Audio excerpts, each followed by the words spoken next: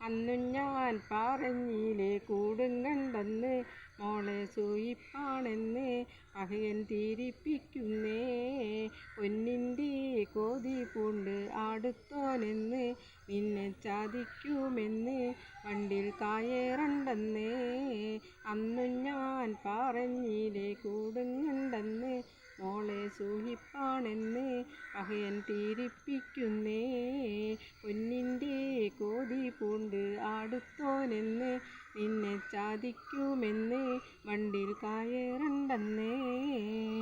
പൊൻവള മുഴുവനും പണയം വെച്ച്, കാതിലെ കഴുത്തിലെയും മഴുപ്പിച്ച്, പാർക്കണ കൂരയും തീരെഴുതിച്ച്.